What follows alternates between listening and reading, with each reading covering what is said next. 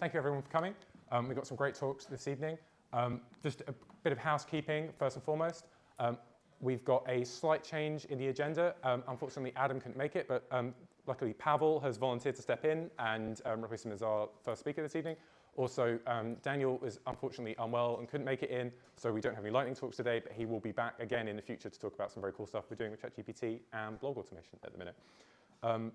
First things first, a quick word on AI ML at Daemon. We are primarily a cloud consultancy, as you may or may not be aware, but we also offer AI and ML services. We do that in a variety of ways. So we will work with businesses from beginning to end, doing sort of MVPs and prototyping all the way through to taking things into production on cloud or on-prem or however you do that. We take a kind of a holistic look at the whole stack. So you talk about the idea of a pyramid of AI, where the AI is right at the top, and at your bottom you've got your data infrastructure that builds up, with kind of your analysis and your metrics to give you a whole picture that lets you do AI safely and repeatedly, and that's what we're all about. So yeah, if you're interested in doing AI as a business, do reach out and we can help you out with that. Without further ado, I'm going to hand over to Pavel, who's going to be talking about how to build a scalable robots ensemble to collect big microscope imaging data. Thank you, Pavel. Hi there. I'm Pavel. I already can see some of you guys attended PyData meetup last week, so I just wanted to say sorry. It's going to be exactly the same, exactly the same talk. So let me start. So I'm Pavel. And today I'm going to talk about what it takes to collect a big data set of microscope imaging data, why we need this, and also I wanted to define one optimization problem that hopefully might be interesting for you. So it's going to be like a mixture of neuroscience, data science, and robotics. So before, let me introduce founders of this open source project. So this is me. I'm just a software developer. Do some software development and robotics and other stuff. And there's Anton, who is a neuroscience group leader in University of Sheffield. So he leads a bunch of very cool neuroscience research, and you can check his Google Scholar and his papers. So before, to define the problem, that I need to remind you about one biological object, which is stem cell. So stem cell is a cell which can be transformed, or how biologists say, differentiated to any type of cell. For example, neuron or red blood cell or fat cell or whatever. And but if it can be differentiated to any type of cell, how does it decide which exactly? What influences this? So on this slide you can see that how on the left side there are stem cells, and the right side the neurons which differentiated from these stem cells. And the question is, can we control what stem cells differentiate to? And so neuroscientists, and not only neuroscientists but biologists, they kind of know some of signal molecules or substances that influences this decision, or what can affect what substances. And they have some practices that say, probably if you take this type of molecule and add this type of molecule or substance at this stage of stem cell development. So there is kind of chance that it will be differentiated to, I don't know, like this type of human neuron. And you can see like there are, for example, to get the left one type of neuron, there are like 8 signal molecules that affect it.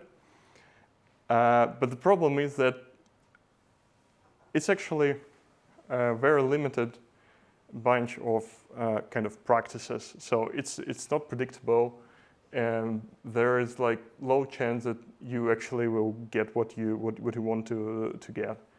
And there are like many types of different cells, and we know just some of the substances that can influence this.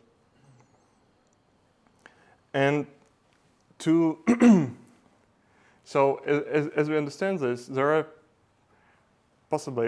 some algorithms that communicate to a stem cell like what it should differentiate to. And sorry, there's something. And as I said, there is a number of signal molecules, number of substances, and we can apply to the stem cell. We can apply them with like different concentrations of the substances in like different order, and this kind of gets it gives us some kind of an algorithm. Yes, and we know that there are some algorithms that used by cells, like regulating cells, which communicate to stem cells that signal them which type of cell they need to become. And we can visualize this algorithms like this on this slide. This is not the real one, but you can see like there is a number of substances. On the axis there are like number of days, and for every substance we get some kind of concentration of this substance. And like we already understand that this is probably hard work, because like you need to get a cell, like a culture of cells, and you need to do this long experiment which can last like weeks, and it's not predictable what you get actually in the end, because like we don't know all these algorithms so far. And yeah, and another thing, like it's biologists, they either do this manually, like literally using like pipette and doing everything manually, which takes ages, or they use expensive pipetting robots, which though are not very scalable, so they do not do all these experiments on a very like high scale, high throughput, and they are all this software, like these robots, they usually cannot control experiment, and they cannot like make decisions, like if the cell is developing in the right way, is it becoming the needed cell type and needed neuron and so on.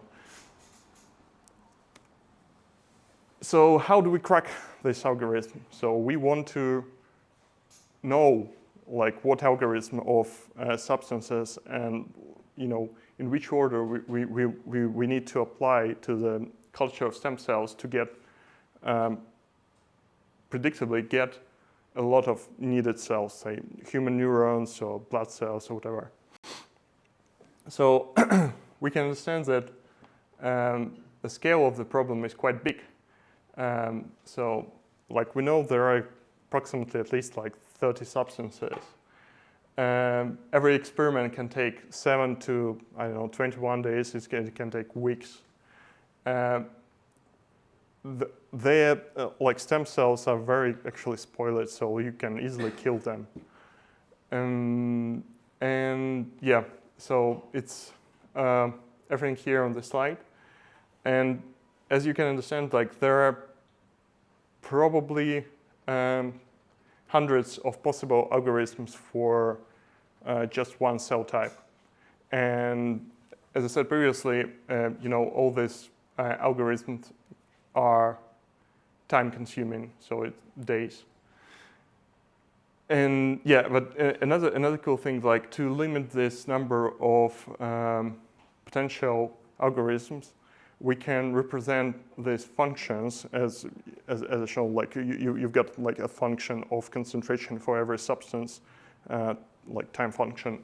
We can represent it using Fourier analysis, Fourier transformation, to like just split it to represent it as a composition of periodical functions. So it's kind of like, so it's not going to be super high in scale, but still it's hundreds of thousands of possible algorithms. So how do we crack the algorithm? What can help us? And the answer is a lot of like many very cheap robots which can work on high scale, high throughput robots, and that are very smart in terms of like they can analyze. They can track all the cells. They can track what they are differentiating to, and how they are behaving, and this like huge scale of robots that can conduct many experiments simultaneously and track all the progress. So, and we actually created one. We created an open source design for this type of robot, and it's actually like very simple. It works like a 3D printer, so like it has a stage, XY stage, which has a plate where you can plate with 98 to like 400 wells where you can put your cell cultures. And it has a quite precise set of pumps which can apply different substances in different concentration and to like every well and do this quite precisely. And it has a fluorescent microscope, which can digital fluorescent microscope, which can work in 2 modes and actually observe everything what happens inside every cell, every well, and track all the cells and so on. Let me just describe the robot quickly, what part it consists of.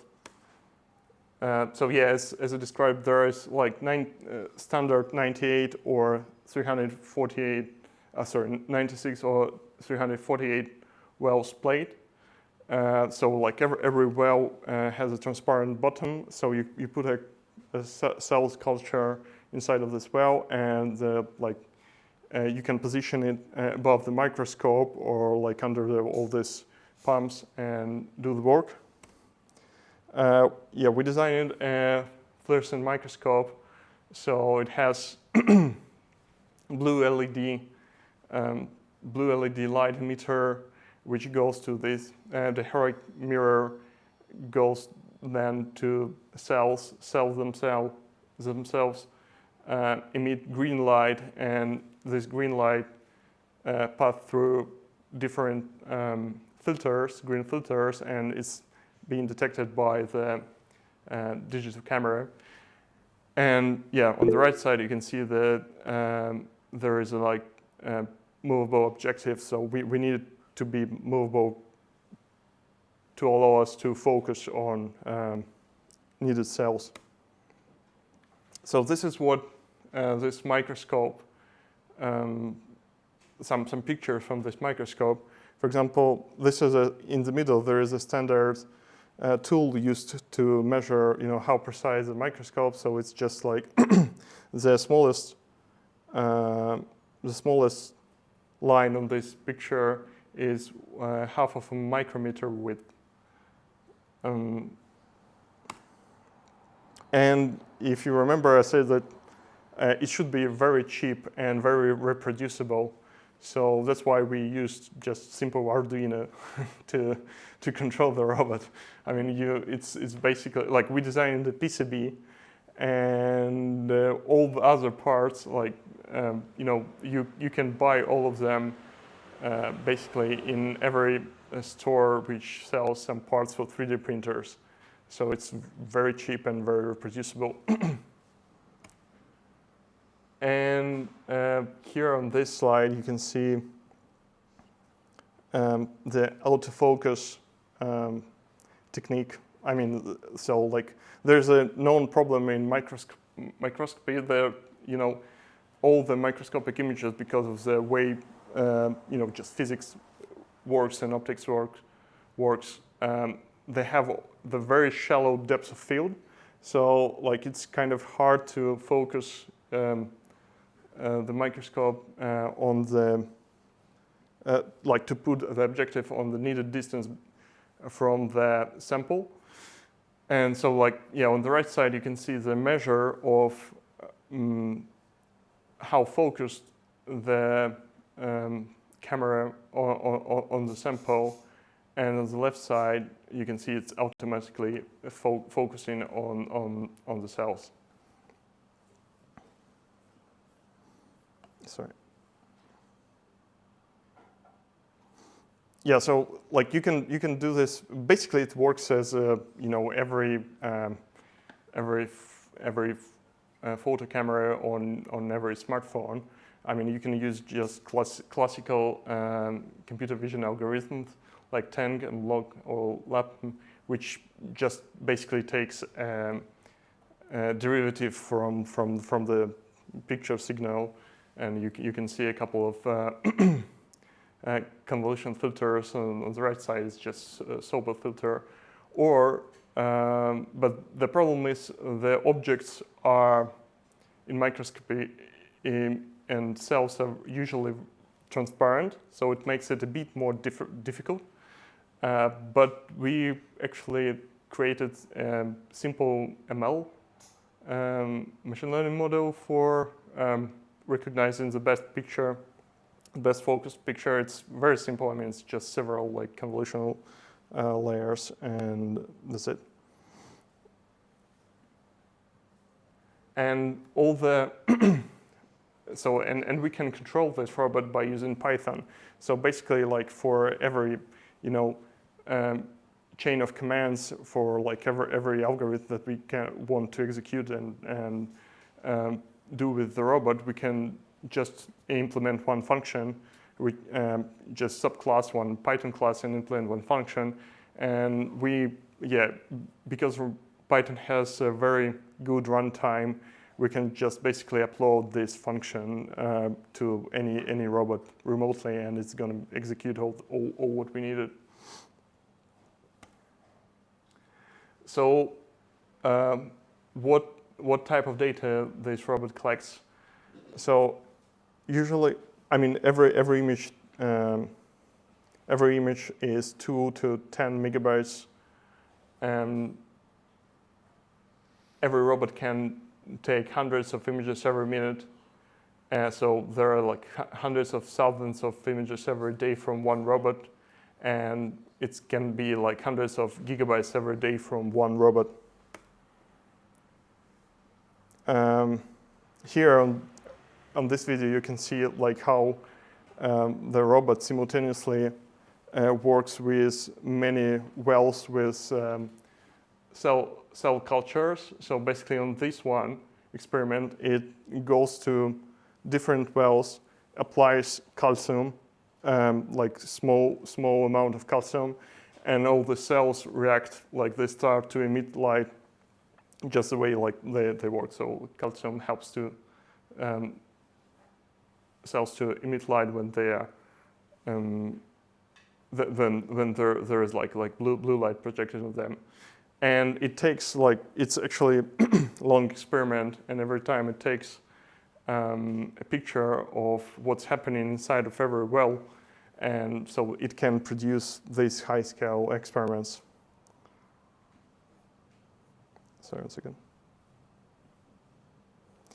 Yeah, so there is a pipeline of work of one single robot. So you can see that there is some software controlling it. On the image C, you can see a lot of cells, and we can, so there is a segmentation algorithms applied to the cells, so we can track every cell in every well individually. So like we know the position of every cell, we know where it goes and what it becomes. And for every cell, we can measure, say, average brightness within the cell, and so we can measure the response of this cell to calcium. It's just one of the examples of the experiments that we can conduct using this robot. Yeah. And as I said, imagine that we can create many of such robots, and every robot can conduct hundreds of experiments simultaneously. So if we create thousands of experiments simultaneously, so like if we achieve enough scale of these robots, we can actually perform hundreds of thousands of experiments simultaneously. And the problem that I described in the beginning sounds not that scary, but still scary. So yeah, and right now we are in the process of creating the nodes orchestration infrastructure, the backend system for all the robots. So it's going to allow data annotation. It's going to have an image storage, and it's going to have all the image analysis algorithms and experiment protocols control. And what is most important is going to have a global view on all these experiments, and it's going to orchestrate all of them together. So like it will say that this robot at this moment of time need to work on this part of the experiment and accumulate all the data and do this and perform this general global optimization algorithm. And yeah, like what, and as I said previously, like one of the cool things which this robot can do, it collects a lot of imaging data and what we can use this data for.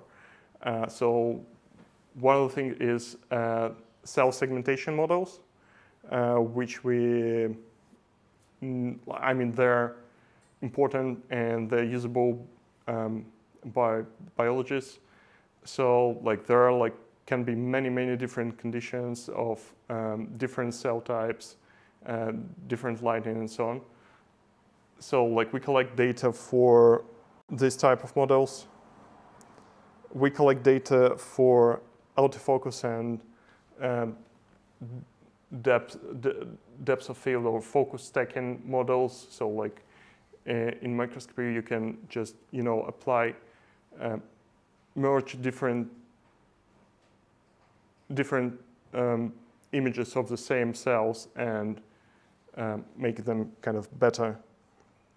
And another important thing is cell classifications models. I mean, here you can see all of these things are neurons. All the cells are neurons, but neurons of different types. And the good thing about them is that they are kind of distinguishable. Like you can distinguish all of the cells by the way they look, which will allow us to actually measure, like how many of initial stem cells differentiated to the cell type that we needed, which will be a metric of our success in terms of the algorithm. And so we published a scientific paper, and here on these links you can find different videos about how our robot works, and open source repository for the robot and some code. And if you want to know more or ask questions or keep in touch, please just follow us and add me in your LinkedIn network. So yeah, thank you.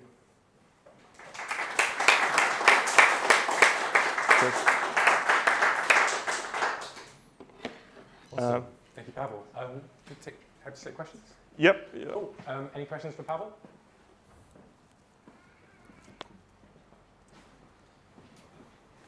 Thank you. What scale does it become meaningful in terms of number of robots? Kind of the number of robots was always expressed as n, and I kind of get that, but I'm just trying to work out, is this like a room full, a warehouse full, a soccer field full? Yeah, we want it to be kind of distributed, and we know like in University of Sheffield there are actually, I mean there are approximately 10 of them right now, but I think that like reasonable scale that will help us to crack this thing going to be like hundreds of robots, hundreds or even thousands. And we know that there are like a couple of universities around the world that already started to reproduce these robots and create them for their own purposes. So it's kind of the scale only in the beginning, but I hope probably if it's gonna get popular, then we will. I mean, it's reasonably achievable to get like hundreds or thousands of such robots around the world. Yeah, I think an analogy is like vertical farming, right? Where you might have robots doing upkeep of plants, and on the scale of hundreds and thousands within the city is quite feasible. Yeah, that's quite cool. Cheers. Thank you. Thank you.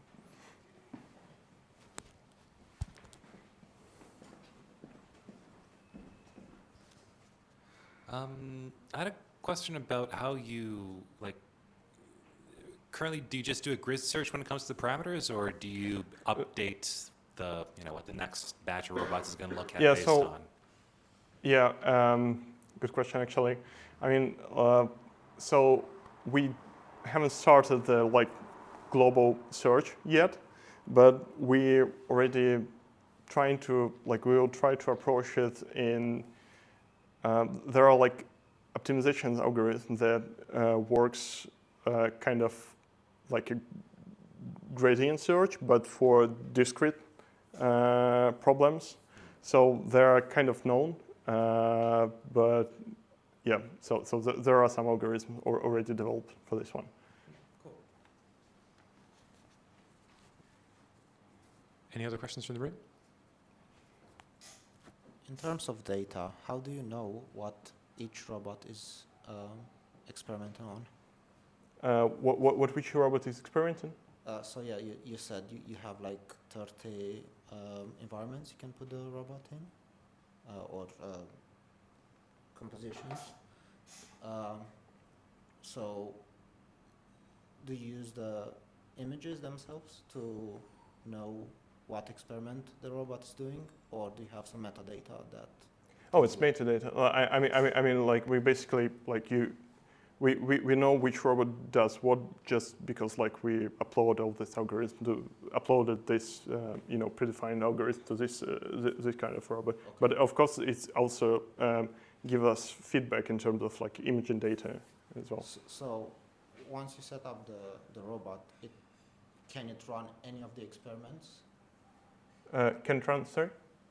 Once you set up the robot, can it run any of the experiments?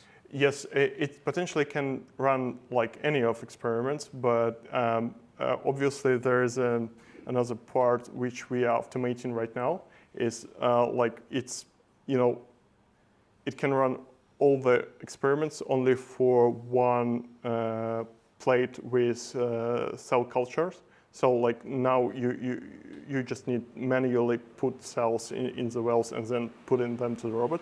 So but we are trying to automate this part as well. So there is going to be a bunch of a stack of all these plates for one robot, and it's going to exchange them automatically.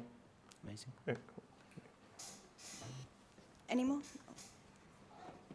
Just gonna sit around the front here. I hope this isn't a cynical question. So you're planning to distribute these across multiple sites. Is the plan to trust the results then evenly, or, I mean, it sounds to me in a distributed context, a question arises about the data quality at the different sites. Is that something that you're going to try and solve in the same sort of space, or is that something different? Yeah, got it. Yeah, it's a good question, and I think like that. The answer for this question is like every setup, every parameters of one algorithm should be reproduced many times to show statistical significance on like many robots in different locations. So it's like we are not going to have like only one data point, but we probably like reasonable number of data points which will give us statistical significance, and ideally they should be distributed like around the world. Thank you. Thank you. Thank you very much. Just a question regarding sort of the mechanical setup. Can you sort of comment on any sort of particular difficulties to do with dealing with like mechanical failures and things along these lines at scale? Let me.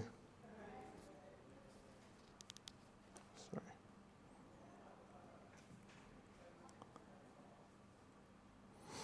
Yeah. So of course, like there are a lot of issues in terms of like vibrations and stability of the things. So, but it actually what it influences, like the most stable, the most stable, say this system, like the vertical objective, like automatically moved objective. The more stable, the less you need to wait till the system stabilize and stops shaking. So like we had this problem, and this like we needed to design different plastic parts that makes it more like stable and rigid. And also here, like we you can see some lead screws which actually move the XY stage like horizontally. So we need to adjust all this stuff to be able to do this quite precisely as well. I mean, we could use just pairs of lead screws on every side, and it could solve our issues. But we, as I said previously, we wanted it to be very cheap and very simple.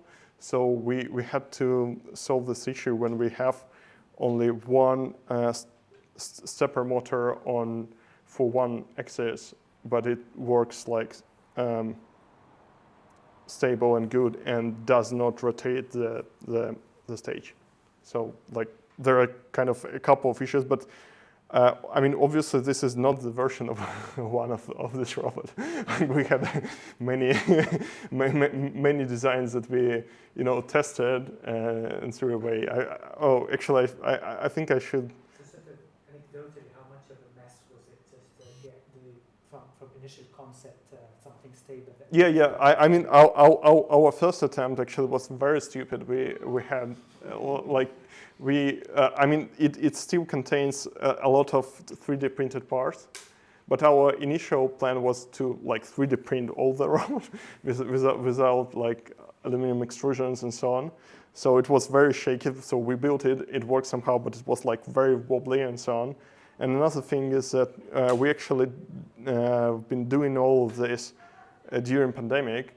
Locked in like our flats, so I still have a couple of 3D printer in my tiny room and a lot of stepper motors. So yeah.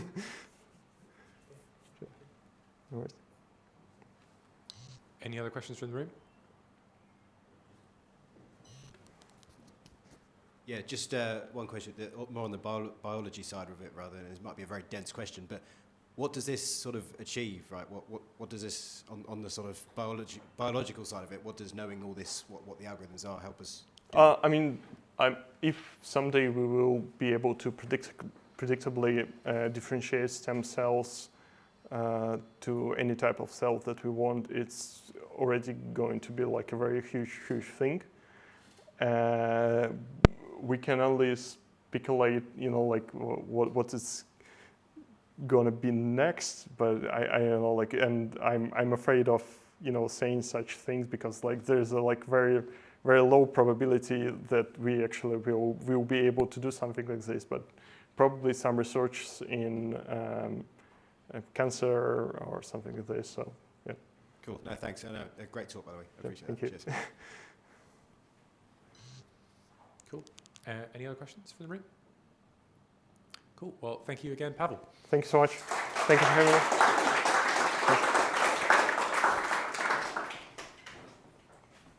Sorry.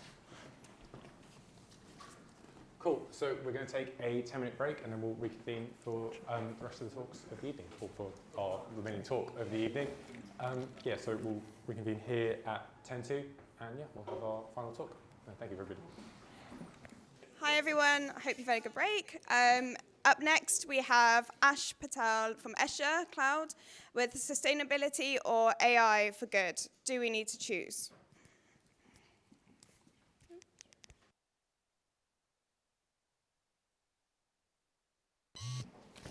Hello everyone. Can you hear me all right? Yeah, awesome. Let's just switch it over here. Okay, a little bit about me. I used to work for Daemon once upon a time, many years ago.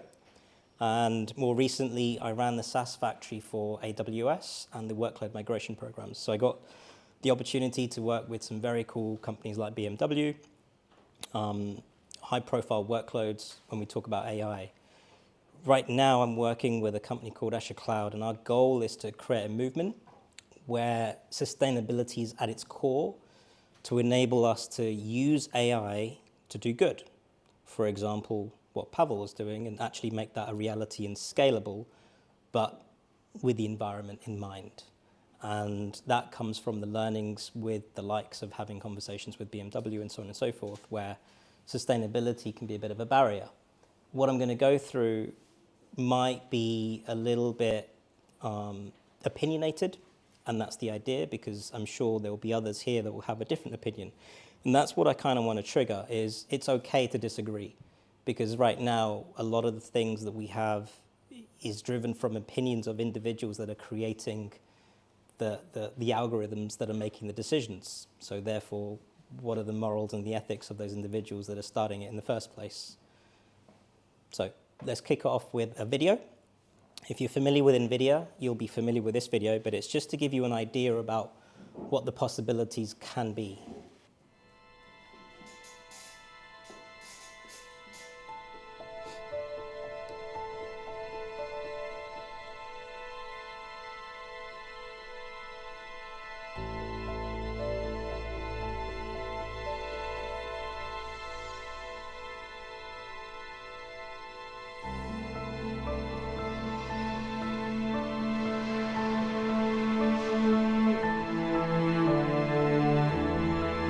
I am an explorer.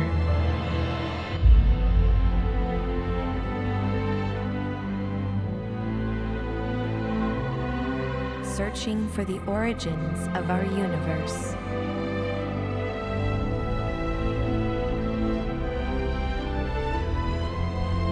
And charting a safer path to other worlds. I am a helper, moving us forward one step at a time, and giving voice to every emotion. I love you. I am a healer, modeling the future of medicine.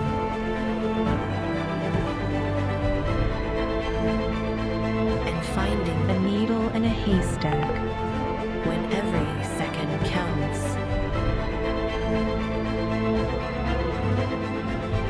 I am a visionary, uncovering masterpieces lost to the ages.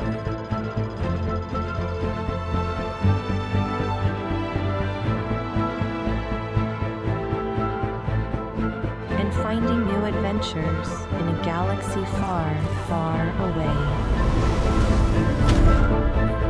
I am a builder.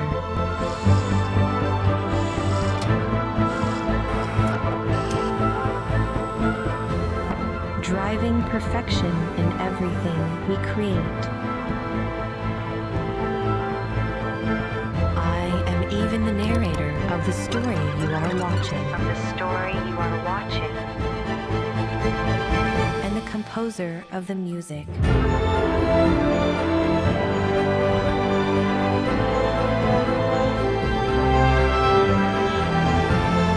And when the world faces its greatest challenge, I give us the power to take it on together.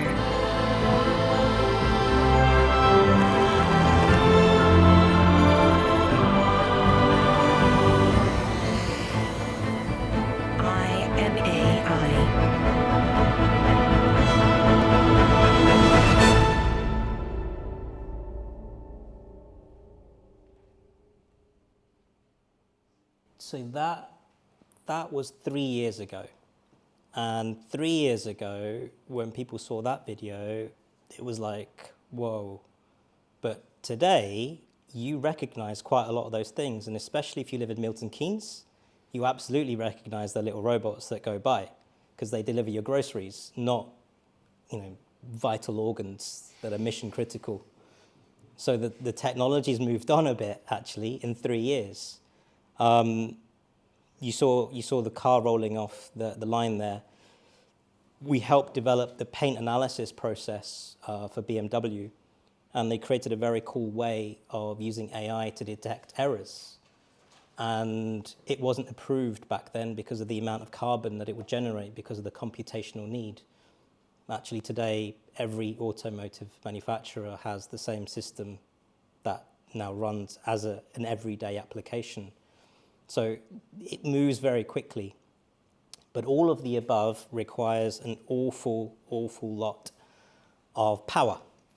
Compute power, energy, and ultimately the most compute-intensive AI workloads are the ones that do the most good. Take COVID research as an example, and again, that was 2020 when we didn't have a vaccine. Fast forward today, we've just been all told to delete the app, and there isn't a pandemic anymore, and everything is as per normal, and that's all because of the work that all the researchers and the data scientists have done in a very, very short space of time in relative terms. All of the above in Europe is an exponential problem because of the carbon. And what I mean by that is when I say it requires a lot of energy, a lot of compute, algorithms that are compute intensive needs to run at 100% of the time, all the time, and that requires energy, and we all know what the problem with energy is at the moment. It's very expensive, and in Europe it's compounded because of multiple factors, economically, globally, etc. And so in Europe we're well behind compared to the rest of the world when it comes to the adoption of AI. And a lot of those problems are driven by what you would call tick box exercises, carbon reporting at the enterprise level. So a lot of the innovative AI systems that are being developed, take Pavel's for example, they're okay in test and dev, but putting them into production, well, that actually requires a lot of cost, not from a monetary perspective, but from a carbon perspective. How much energy do you need to run those servers? How much power do you need to run those processors? How much carbon are you in turn generating as a net result? And how do you balance then the carbon that you're producing versus the good that the AI is going to be doing? Who knows what the right answer is? Is there a right answer? Is there even a balance? If I said to you, the AI workload was helping to develop the vaccine or cure for cancer, but it's going to produce more carbon than the entire airline industry combined. Is that a price worth paying? I'm not the one that's going to be able to answer that question, and none of us are, but who is? Is there anyone? Should there be someone? We don't have a lot of these frameworks and policies, governance in place to create decision-making trees that, who to say can be moral, can be ethical. We vote for our governments. So is there a democratic process for that? Is there not? We don't have any of that today. It's down to the individuals that are creating the systems and ultimately the corporates that are then paying or funding to develop those environments into the real world. And it could have real life use cases such as delivering your groceries, as an example. Now, a lot of studies have been taken out which tells us that actually Europe is behind, not because of the lack of capability or the lack of skills, but it's purely because of the barriers to market, because of our demands of what we deem is acceptable carbon output from our corporates and our governments and all the things that we do in our everyday lives. But it becomes opinionated.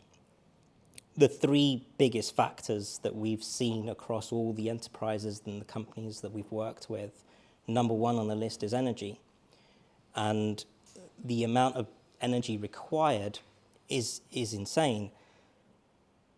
But it's compounded because there's also a lack of the appropriate infrastructure. And I'm going to use cars as an analogy to explain what I mean by that. But also values, data privacy, the ethics of AI, the morality of the AI workload in terms of its decision-making. Take autonomous vehicles.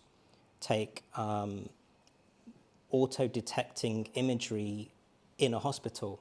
For when in COVID times, every person that walked into a hospital, there was a camera in your face detecting what your temperature was. Is that intrusive? Is it not? Under European guidance and governance, there's a framework for that, and where that data can be stored and how it can be stored and under what permissions it can be stored. In other areas of our planet, they don't have those because it's a given that it's a safety. But who's right, who's wrong? There isn't. You can make your own decisions on what that looks like. To give you an idea, the circles here, one, they're the domains that we work with when we talk about AI and ML. But the circles and the sizes of the circles represent the amount of compute that we've seen required, but at the same time, directly as a net result, the amount of carbon produced by these specific types of workloads. NLP, if you're familiar with that, natural language processing, requires an awful lot of computational power. And the London Stock Exchange, we work with an organization that have developed their own NLP system that sits on the stock exchange that detects ethical trading through voice recognition and conversations alone. And it will detect it based on certain parameters, and those parameters are governed against the frameworks and the policies that are set in the financial industry. Clearly, off the back of 2008, something like that is incredibly valuable. But again, catch-22, how much carbon is it going to generate? How does it run scalably in an ethical but also in an environmentally friendly way? Cost-effective.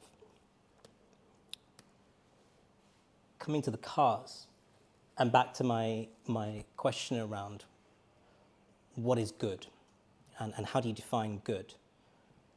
If you look at the top left, we've got a VW Golf, a traditional small family car. Very, very common to take your children to school, you to work and back, sits in traffic, stop, start. It's deemed as economical. It's deemed economical because of its predecessors, and its predecessors were worse. And its equivalents, its competitors are also worse. Bigger engines, more petrol, more diesel required. But if we say in today's world, if I said to you a 5-year-old VW Golf, is that good for the environment? You're probably going to say no if you have an electric car, or you're probably going to say yes if you drive a 3.2 V8 litre supercar. So it's relative. What is good? But we deem that good because of industry standards and industry bias. But if we fast forward to the VW E, the electric VW, well, that's, according to all of the governmental standards, better. because it's lower CO2, there are more incentives, cheaper to run, more expensive to buy, there's a balance. But it's not actually optimized for what it's supposed to be, which is a carbon efficient engine vehicle that doesn't have an engine, which is the definition against the DVLA. It's a car that's supposed to have an engine but doesn't, and so it's being assessed against traditional legacy frameworks that cars that have an engine do. Now you look at Tesla as a comparison. Well, Tesla was built ground up as an electric vehicle. There's no legacy. There's no history on comparing on what good should look like against what bad was previously. What they just did was aimed for the best that they possibly could, given the tools that they had. And ultimately, a Tesla is actually not a vehicle. It is a computer on wheels. It is a software-driven automobile. And that platform can be adopted based on what kind of Tesla you wish. 7-seat, 5-seat, a big one, a little one, fast one, not so fast one, a grey one, a silver one, whatever you like, different wheels. It's all modularized to create efficiency in A, the manufacturing, B, the way it can run, and C, the operational costs in terms of the updates, the maintenance, so to speak, but ultimately the updates and the maintenance of the hardware. But it's a computer on wheels. Now you compare a Tesla to the VWE. Well, actually the VWE is retrofitted. It's a car that should have an engine in it, but it doesn't, physically. So they've just figured out a way to put batteries in it and retrofit the engineering and the chassis to become an electric vehicle. Is it as optimized and as good at being an electric vehicle as a Tesla? No. Is it cheaper? Yes. Is it cheaper to run longer term? No. So you've got to then make your own individual decisions on what is right for you. Right? Move further forward, Formula One. Very, very intensive in terms of the amount of fuel used. Highly carbon intensive. Do most of its fans care? No, because that's not really why you would watch Formula One. But now we have Formula E, which is essentially the same concept, but done with purely electric vehicles. Why? To drive innovation, as Formula One was, to drive innovation for your legacy automobiles.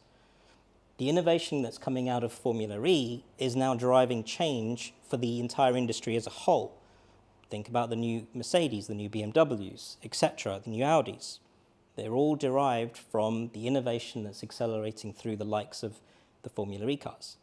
Now let's take AI as an example and data centers. Now if I replaced these cars with data centers across the globe, there is no difference. If you think about Amazon, Microsoft, Google, IBM, Cisco, wherever he is, and then and all the other large organizations that run hyperscale data centers. Those data centers was your top left and still are. They are very old, traditional legacy data centers that are very, very good and very, very efficient at running stop-start workloads. Sit in traffic, move quickly, stop, switch off, switch on. Christmas time, go through the roof. January, come down a bit. Peaky workloads, we call them. Websites, e-commerce sites, databases, workloads that need access, no access, access, no access. Brilliant at that. Come AI and ML workloads where they need to be running at 100 miles an hour all the time. Well, actually, if you did that in a regular family car, it's no longer efficient. Yes, it can be efficient if you drive it correctly, in the same way that if you have a compute-intensive AI workload and you run it properly in the right environment, it can be run efficiently. But if you run it in the wrong environment that's not designed for it, well, actually, it's going to be very expensive to run. Not monetarily, but from a carbon perspective. Put your foot down in the Gulf, you're going to run out of petrol very quickly, and you're probably going to break the engine. Same scenario applies in the traditional data center. But data centers are scaled so big that if things break, it's very, very easy to fix. It's replaced. If a hard drive fails, it's replaced. Do you care as a consumer? No, because that's the price and the value and the benefit you get from the public cloud. That is the benefit. Those are the positives. But what about the waste from a carbon perspective? Question mark. The modern data center is bottom right, or a Tesla, if you will. They are data centers built and designed ground up to be specific to the workload. High-performance compute data centers that run specific server configurations for AI workloads. But again, it comes to the chassis. Public cloud computing workloads and data centers are moving into the Gulf E. They can't change the housing, the plumbing, the way the data centers are run, the energy that it's using, the energy that and the heat waste that's being outputted.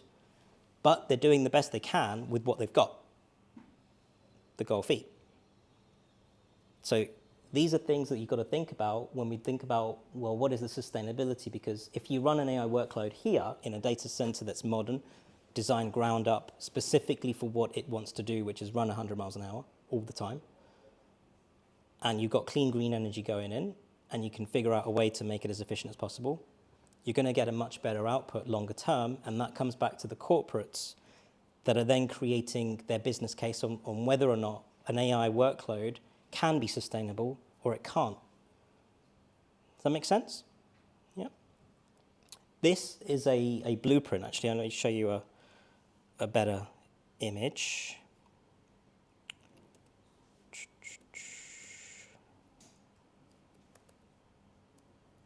Yeah. So this is an infographic of Escher Cloud's data center. And Escher Cloud, number one, it's the only one in Europe, but globally, this is not new. This has been around for about 20 years, as have electric vehicles. We've just not scaled it. We've just not had the adoption or the acceptance that this is the norm going forwards. If I said to you in 5 years, the norm is the electric vehicle and the abnormal is the combustion engine vehicle, would you agree or disagree? Yeah. For me, it's going to be the norm. But then it raises the question, well, what about the battery? Where do you manufacture the battery? Is the battery carbon neutral? Is it efficient? Is it good for the environment?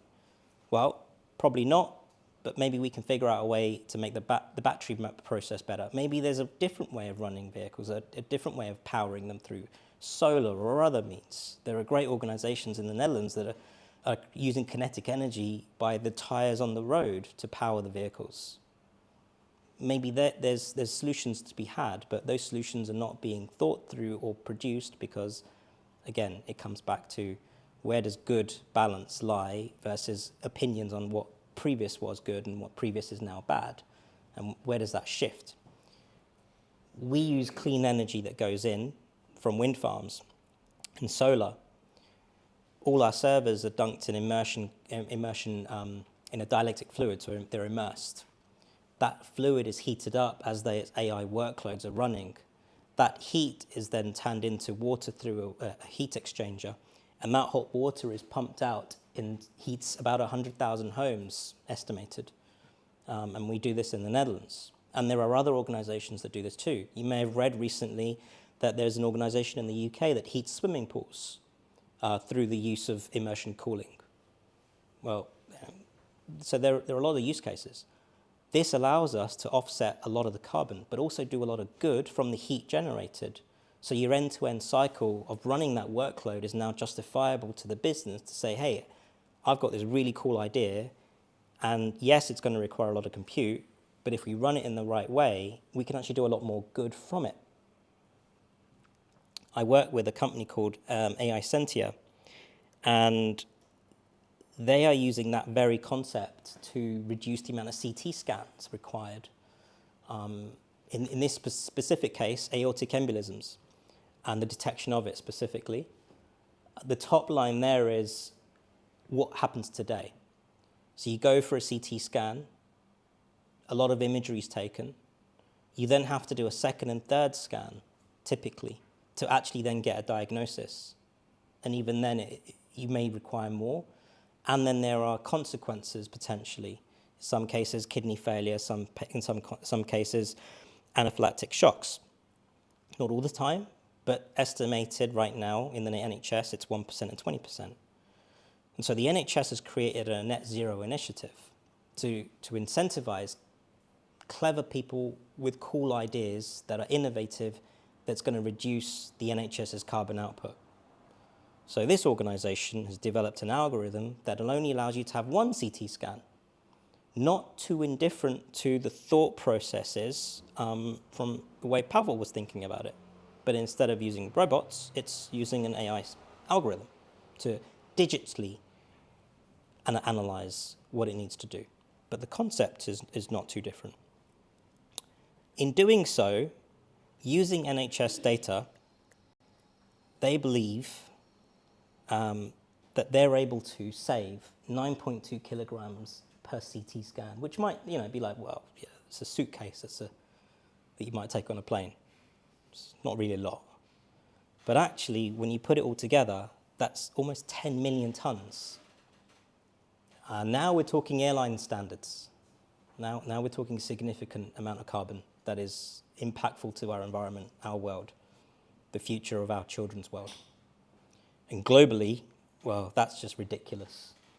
And so organizations like this historically would never have had the business justification approved to turn their test and dev environment into a production environment. Whereas today, using the right infrastructure and appropriate infrastructure, they can, and what they can do is incredibly impactful to us as human beings, but also to the world that essentially we're all going to leave behind and live in the future.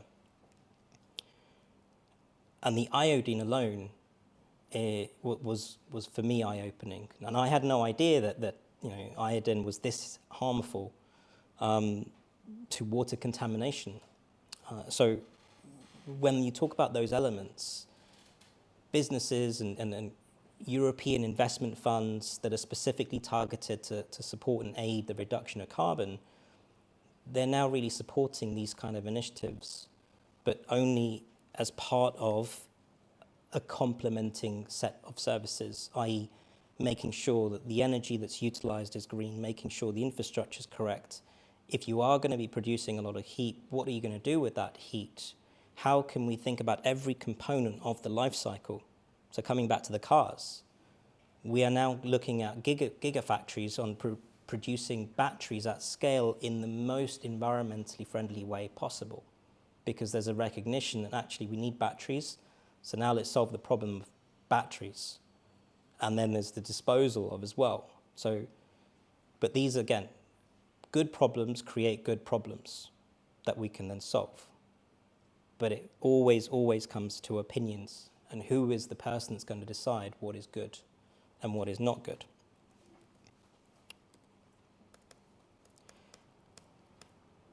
Now, this is an example. I won't go into the depths of it or bore you with it. But today, we have standards on how we calculate the efficiency of a data center. We were talking about it earlier. A PUE, Schneider Electric, and other organizations develop standards. This is the standard to develop an understanding of how efficient a data center is. So Amazon, Microsoft, Google, IBM, other hyperscalers, private organizations, Equinix, Digital Realty, you take your pick. These are organizations that build data centers for a living. This is how they mark the energy efficiency. But at no point can you see in this box the factor of energy coming in. So if your energy coming in is coal-based and your energy that you're being used is as efficient as possible, that is a great data center, because that's the mark that we have today. Now, there are organizations that are revamping and redesigning this algorithm, formula, however you want to phrase it, to actually understand what are all the other factors. So if we use a traditional mechanism today alone on traditional data centers versus an emission-cooled data center, as an example, you can see at the green mark here, it's massively more efficient from a carbon perspective. We can do a lot more. And to have a really nice, fluffy, huggy feeling metric, we can save almost 100,000 trees. But again, who decided that these are the base benchmarks, and what decision tree did they go through to make this the decision that we're going to save 100,000 trees? How do we validate that? Comes back to the VW Golf. You buy it off the forecourt, new or second-hand, and it has a miles per gallon on it. But if you don't drive it economically, is it actually going to deliver what you bought it for? Whatever it may be. Does that make sense? Same concepts apply. So, use cases. This is a digital twin of a real estate development that we are working to develop, which is in the southern part of Amsterdam called Wooden City. And this is actually being built. This is the future. Digital twin means that we are able to generate this development in the virtual world. Right? You may call it a metaverse or an omniverse, digital twins, many different phrases for it, but ultimately we can now do environmental studies without actually having to do an environmental study. We can create test scenarios, we can apply automated traffic navigation systems, CCTV systems, smart grids for power consumption, utilities, maintenance, take your pick. The idea here is that you can save on developmental costs, but also build the future of the city in terms of how efficient it runs, how well it runs in the virtual world, thus reducing the need to spend carbon by doing it in the physical world. And this is common. Oxford University have built the largest digital twin globally of the Earth to do climate change analysis. And this digital twin is available for researchers across the globe to carry out their research, to do climate analysis and climate research with actual outputs, all in the digital sense. All of this is helping to improve our future, but is incredibly compute intensive, as you could imagine.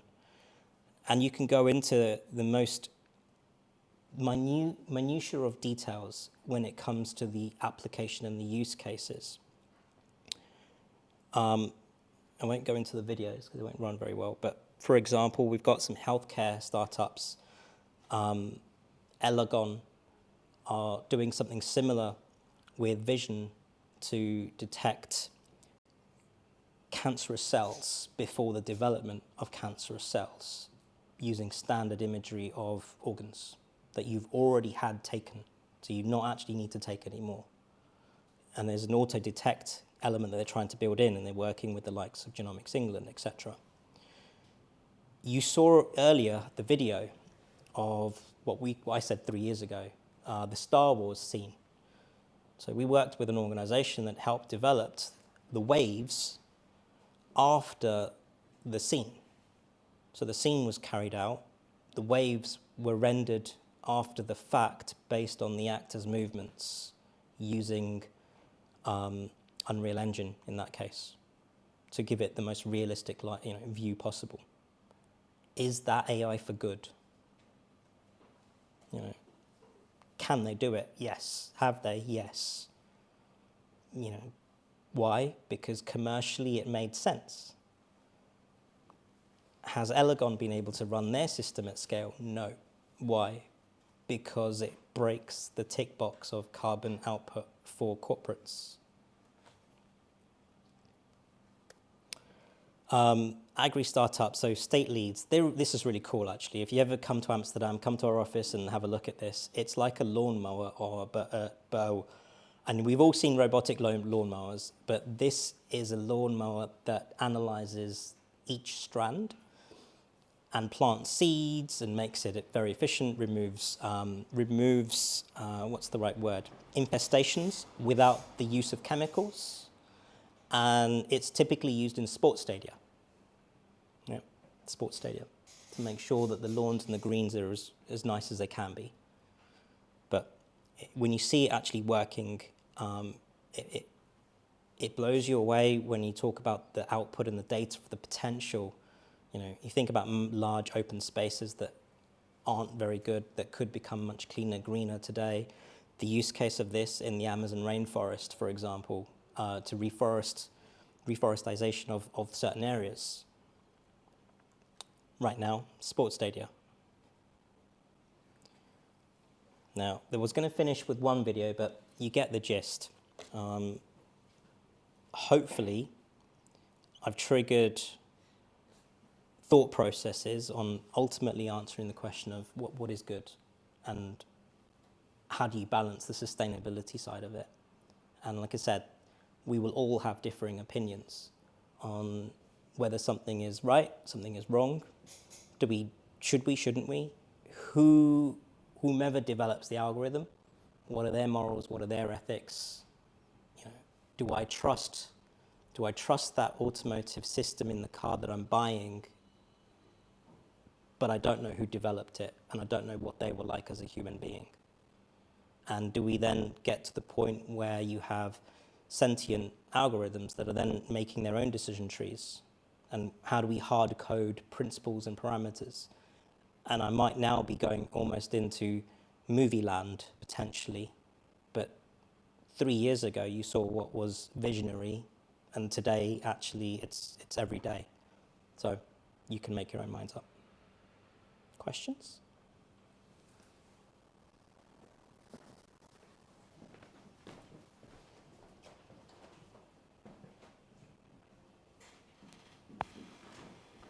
Thanks so much. You'll have to be careful about who you invite to your office in Amsterdam. I have a client in my portfolio in Amsterdam, so perhaps I'll take you up on that. Absolutely, absolutely. You'll be regretting the invite. I'm definitely seeing in corporates, especially on the ESG side, that carbon reporting and disclosure is increasingly a consideration. What surprised me maybe a little bit is on the software side, it's still the case that the regulation and compliance is possibly pushing the other way. A corporate is more concerned about over-provisioning infrastructure to be able to meet stress testing regulation necessarily than perhaps thinking about the carbon footprint. It's fairly indisputable that this is going to change, but nobody seems to know how or when, especially in Europe. I wondered, since you're so close to this, do you have a view on this? Do you have a sense of how that might go? Well, the UK government specifically, in this case, are building a policy for AI. We have one, but like you said, it's focused more around how good the software is as opposed to the overall bigger picture. And that's kind of part of the problem. So this policy that's being created it's a group of individuals that are not only from one particular part of our world, i.e. politics. It is academics, it is industry specialists, it is experts in the field, it is regular Joe. And the idea of the policy is that we can create a framework that actually looks at everything holistically, but also enables organizations to be pro-AI, not against AI. Now, there's always going to be that balance, and rightfully so, because it comes back to, well, what is it going to be doing and how is it going to be run?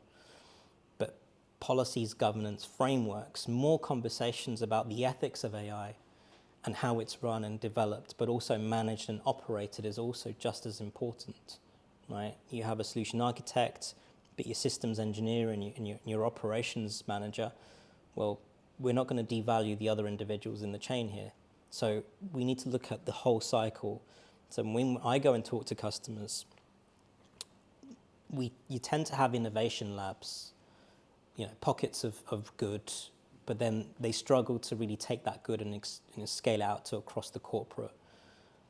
But these policies and frameworks will enable that and accelerate that. And I think time will just naturally force people down that road. The carbon piece is, for me personally, it's brilliant in sense of we have a lot of targets that we're trying to meet.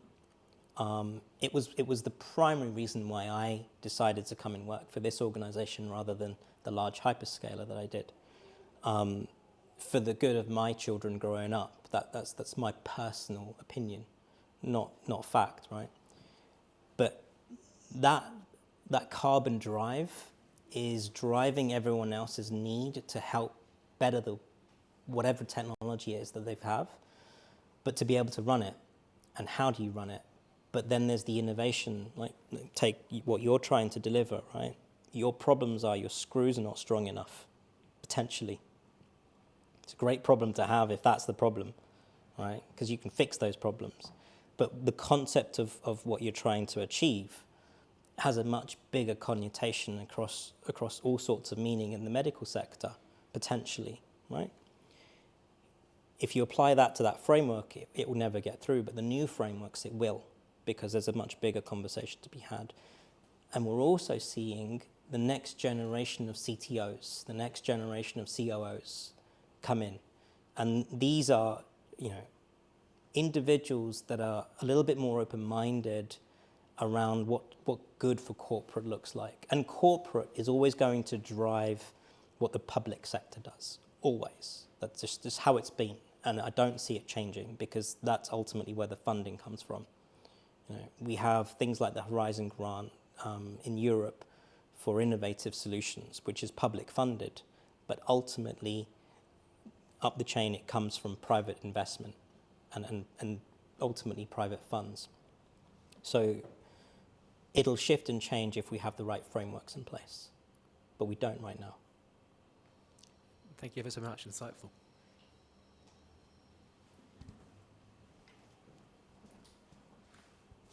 Just a quick one. You used the automotive industry as an example. Notoriously highly regulated, slow-moving industry where regulators still couldn't keep up to a very slow-moving industry. And then we move into the world of AI, an extremely fast-moving industry where regulators, built out of teams of lawyers and hopefully some tech people, struggle to keep up. Yeah.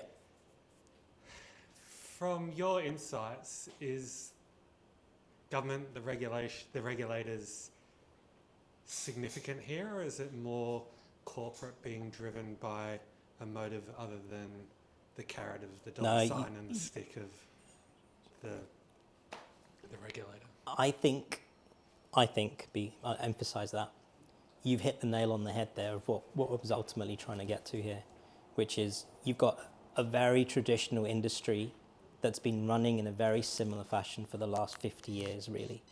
Not a lot of change. The change has been innovative through software, but physically, it's moved at a steady pace. And technology, on the opposite side, has been exponential in its growth. And exactly that, AI, we don't have a lot of governance. We don't have regulatory guidance to a degree that it's followed to a T as a standards. And that's the inhibitor on both sides. You've got traditional industries that are going to adopt AI technologies, but they can't. And you've got AI technologists that are trying to develop systems for the traditional industries that aren't going to take it. But they can develop it. So there's got to be a balance somewhere. We need the industries to start loosening some of the regulation, maybe that's the wrong word, changing some of the regulations to be able to embrace the change that comes with AI, but guide it to be good AI. And then ultimately, if you look at Tesla, they've kind of stood head and shoulders for the last 5 years in the electric vehicle sector globally, because their development hasn't been under automotive regulatory guidance and development. They've just gone and done it and then figured out how to be, compliant. But by which point, a lot of the regulations have caught up to a degree. Take autonomous driving, for example, and maybe Volvo might be the closest to them in terms of manufacturers of that system. But actually, in terms of, autonomous vehicle, autonomous driving, that nobody touches them at the moment in terms of the quality and the safety systems. Comes back to then who developed those safety systems, right? So there's a gap, and that gap applies to the airline industry, manufacturing, medicine, take your pick, agriculture. These are the primary industries, life sciences, that we see the utilization of AI. And then very traditional industries such as finance and accounting, we don't see it a lot We see it a little bit, but it's more around trading analysis and that kind of stuff. But in terms of everyday, real world use case and scenarios, we don't really see a lot. That make sense? Question over here. Thank you very much. Fascinating talk. If I may, I'll add a bit of controversy as well. Please, I was waiting for it. So how much of this is going to address the underlying energy demand and sustainability that we're all facing versus the very economic model that is driving the appetite for burning fossil fuel? It may seem that all these really good provisions may just end up raising the floor and appetite for consumption, just for people to do more. If there are incentives for people to burn fossil fuel, to serve you ads, to do behavioral modifications, they'll use whatever budget they've got to do just that. So, yeah, I think just to be a bit as well opinionated, like probably the real solution to sustainability is more to do with like top-down regulations that try to alter a bit the economic incentives for burning fossil fuel rather than make it a bit cheaper for people to purchase these capabilities. It'll end up just being like data or even travel everywhere using cheap fossil fuel. The cheaper it is, the more people are likely to use it and just end up using up that capacity. So, yeah. Any thoughts you've got on that, Mike? No, I totally hear where you're coming from. Yeah, I'm trying my best to say I agree, but you're right in the sense that we've got in the UK. If you're not familiar, we're building. I say we. The UK is building the largest wind farm off the Celtic shore. Celtic wind farm, and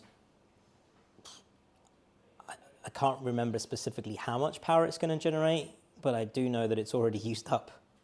It's already been allocated because the demand is so high. So you're absolutely right. Who is the right person to say that energy becomes a commodity, which it already is?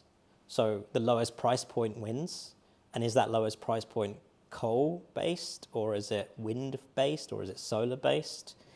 Do you care when you buy your electricity as a person that owns a house, rents a home, lives somewhere? Do we make the same decisions in the business world, in the corporate world, in the tech world? I don't think anyone has an answer to that, and that's a problem, because you're right. Right now, we can do all of this with coal. We can. That's the reality. And in most cases, it does, because there just isn't that capability or supply. And that's one of the biggest problems in Europe. And the number one problem is the ability to provide energy. We have such a shortage already, and then you take the compounding effects of what we have today, what you're saying is multiplied. So, yeah, it's purely opinions, and I think the problem is the fact that no one has a solution to that.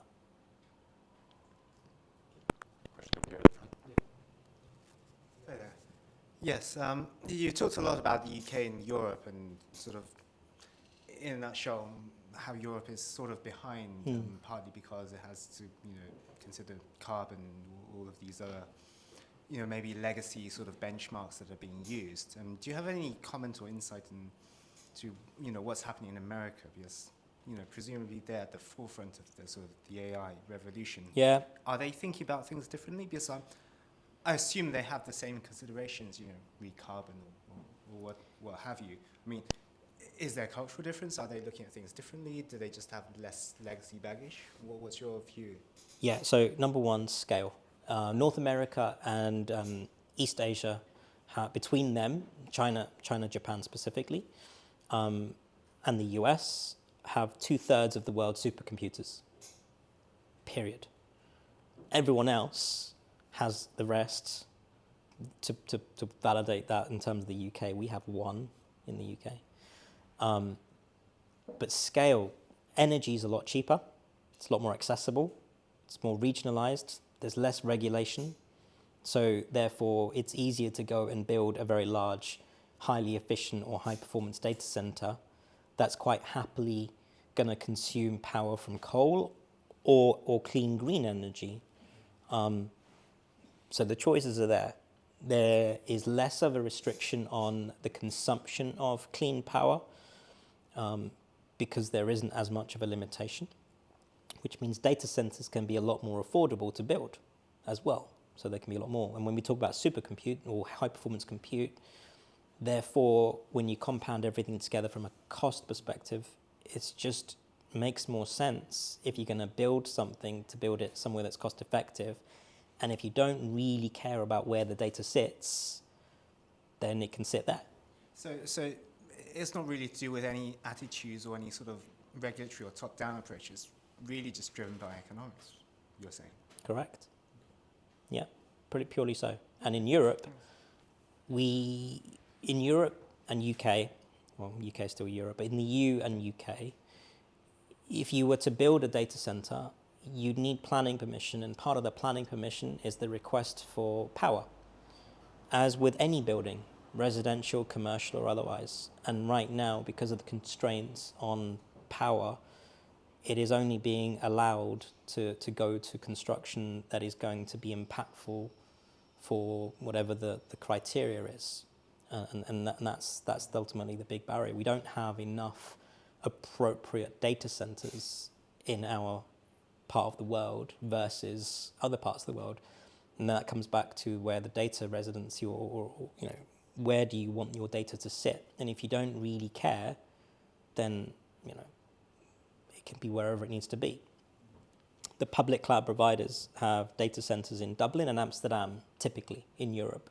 There are others. So Microsoft have one in Stockholm, and there's one in the UK, or a couple in the UK, and France and Germany, because again, each country has its own regulatory compliance. And that's the other factor here, is that we're not the United States of Europe. We are individual countries across Europe, and then you have the United States, and then you have China, and you have Japan. There is less conflict, but more footprint. Whereas here we have regulatory compliance in the UK, Spain, France, Germany, Belgium, Netherlands, I can keep going. And each one is independent. Now you've got initiatives like Gaia X. I don't know if you're familiar with Gaia X. Gaia X is the initiative to bring all the European countries together to create a hyperscale, exascale, cloud-based system for Europe. Right. Now, two of the leading partners in that is Huawei and Google. So some people's opinion is that isn't the right partnership for a European-based exascale system. Others are, well, they are the best at what they do, so maybe we should learn from them.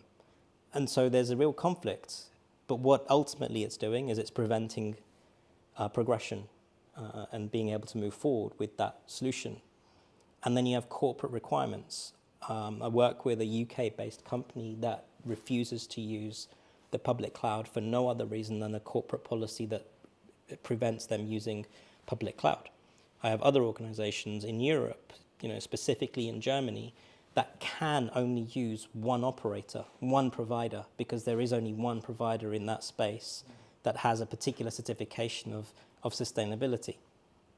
So they are limited on what they can do and how they can do it, which then prevents innovation and prevents the ability to move. Now, what is the harm of data sitting in one country or another if it's secure? But it comes to the point where it's a lack of understanding. It doesn't really matter where the data sits. What's important is how it's secured, how it's protected, and how it's managed. Right? It could sit on Mars for all I care, but if I know it's secured as well as it could be, that's really all that matters. But that's my opinion. Whereas governmental institutes and organizations that have compliance and regulatory as part of their criteria, well, they agree otherwise. So I think understanding is a big part of it. Thank you. That's very insightful.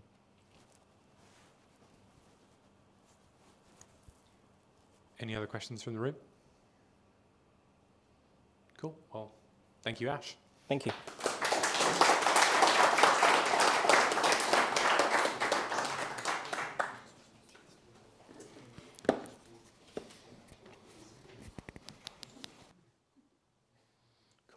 So just before we wrap things up, I'm just going to talk briefly about our next meetup coming up next month. So for London Tech Week, we have a very exciting collaboration between two meetups with very long names: Artificial Intelligence Deep Learning for Enterprise, which is us, and the London Open Source Data Infrastructure Meetup, which do lots of very exciting things about messaging, data infrastructure, obviously things like Kafka, that kind of thing. So we are doing a combined meetup on June 14th next month, which will be over in Finsbury Square at the Huckletree venue there. The event details will be coming out on Meetup later this evening, but it's going to be a really big event, a great opportunity to meet lots of other people working in the data space and to hear some really cool talks. We'll have 3 main talks, and it's going to be a very large-scale event. So if you're interested, please do check it out. That is all from me. Thank you for coming out. If you'd like to continue your conversations, you're welcome to stay here until 9 o'clock, at which point we will have to shut the doors. If you'd like to continue your conversations, I thoroughly recommend heading to the Bear over the road. We will be heading there ourselves once we're done packing up. Yeah, that's all from me. Thank you very much, everyone, for coming.